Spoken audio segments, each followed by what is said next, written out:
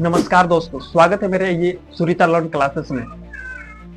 And आज हम लोग बात करने वाले हैं 2026 में how to become a topper in 2026। 2026 में टॉप कैसे कर सकते हैं।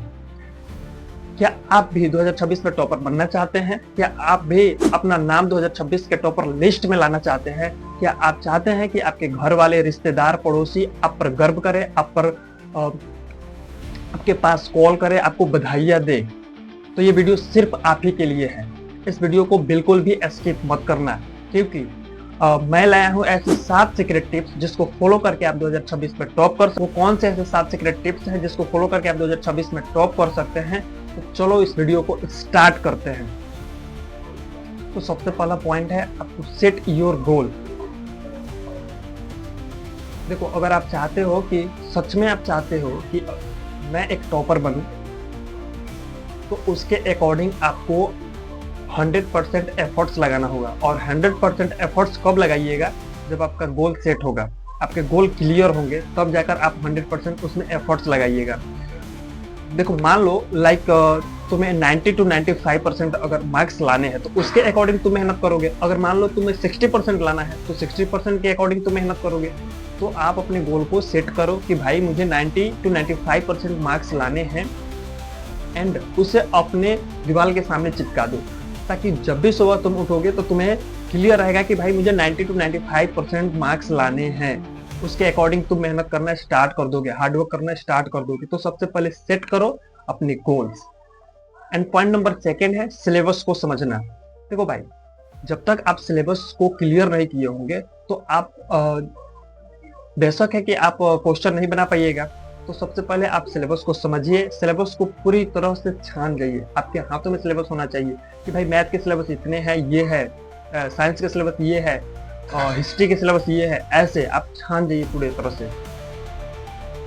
तो दूसरा पॉइंट जो है वो आपका क्या है? सिलेबस को अच्छी तरह से समझना। एंड पॉइंट नंबर 3 आता है चैप्टर वाइज लिस्ट बनाना। देखो, अगर तुम अच्छे से सिलेबस को समझ लिए हो, एंड उसके बाद जो आता है चैप्टर वाइज लिस्ट बनाना। क्या? देखो, एग्जाम में कभी कभी क्वेश्चन जो होते हैं, कोई चैप्टर से सबसे अधिक पूछता है, कोई चैप्टर से बिल्कुल भी नहीं पूछता है।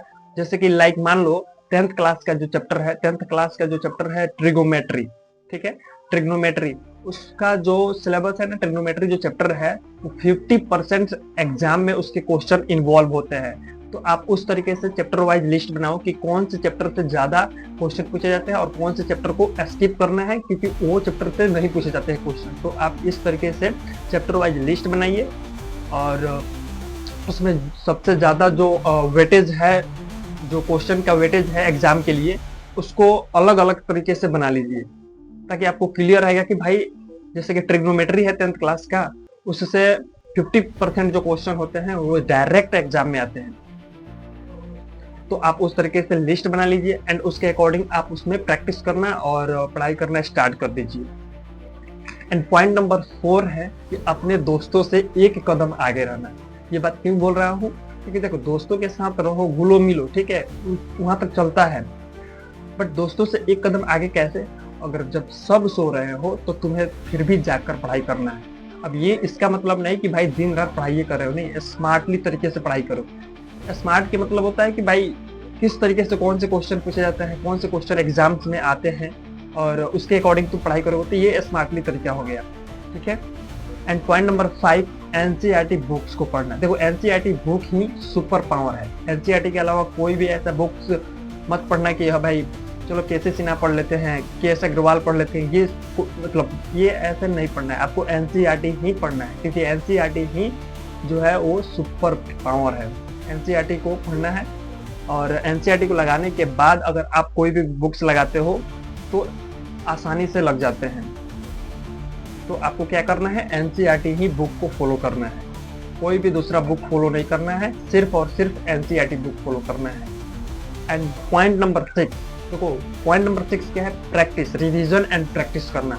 देखो, अगर आप पढ़ाई कर लिए हो, अगर रिवीजन नहीं करते हो, उसका प्रैक्टिस नहीं करते हो, तो आप मान लीजिए कि आप टॉपर लिस्ट में शामिल नहीं होने वाले हैं। क्योंकि देखो, सबसे ज्यादा इंपॉर्टेंट होता है जो रिवीजन एंड प्रैक्टिस करना। आप जितना भी पढ़े हैं उसी का बार बार रिवीजन करिए, उसी का बार बार प्रैक्टिस करिए।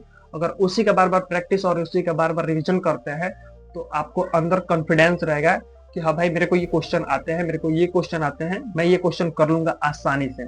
क्योंकि आप अगर ज्यादा पढ़ने के चक्कर में आप रिवीजन नहीं करते हैं, प्रैक्टिस नहीं करते हैं, तो आप ऑब्वियसली कि एग्जाम में उतना नंबर नहीं उठा पाइएगा।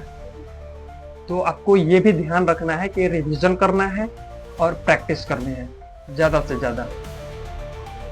और रिवीजन में कैसे करना है, देखो अगर आपका सिलेबस फाइनल हो गया है, आप सिलेबस फाइनल कर लिए हैं, आपको 2 से 3 बार सिलेबस को रिवाइज कर लिए हैं, प्रैक्टिस कर लिए, तो उसके बाद आपको इम्पोर्टेंट जो आता है वो आता है PYQ। उस एग्जाम के PYQ लगाइए लगभग 5 से 7 सालों के। 60% जो क्वेश्चन होते हैं उसके PYQ होते हैं। तो बोर्ड एग्जाम है, बोर्ड एग्जाम के जो 60% क्वेश्चन होते हैं वो PYQ से रिलेटेड होते हैं, प्रीवियस ईयर क्वेश्चन से रिलेटेड होते हैं। तो आप PYQ भी लगाइए और ज्यादा से ज्यादा प्रैक्टिस और रिवीजन करिए। एंड पॉइंट नंबर 7 जो है, आपको अच्छी नींद भी लेनी है। ये नहीं कि भाई पढ़ते जा रहे हैं 24 घंटे पढ़ते जा रहे हैं, ऐसे नहीं। आपको अच्छी नींद भी लेनी है, 7 घंटे से 8 घंटे आपकी नींद भी लेनी चाहिए। क्योंकि आप जब स्वस्थ रहेंगे, हेल्दी रहेंगे, तो आप अपनी पढ़ाई में अच्छा कर पाइएगा। अगर मान लीजिए कि आप सोते नहीं हैं अच्छे से, 2 घंटा 3 घंटा सोते हैं, तो आप बीमार पड़ सकते हैं और इस तरीके से आपकी पढ़ाई में डिस्टर्बेंस आ सकती है, आपकी पढ़ाई डिस्टर्ब हो सकती है। तो आप अच्छे से 7 घंटे की नींद लीजिए और हेल्दी खाना खाइए और बढ़िया से रहिए। तो इसी के साथ ये 7 पॉइंट्स यहाँ पर एंड होते हैं।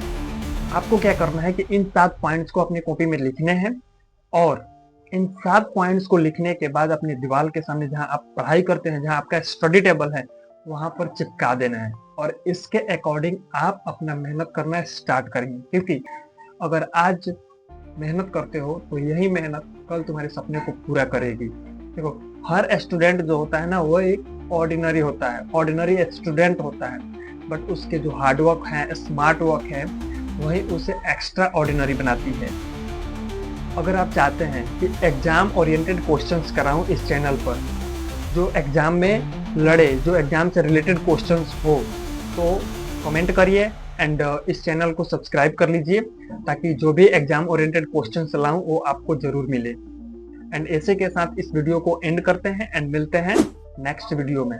तब तक के लिए जय हिंद, जय भारत।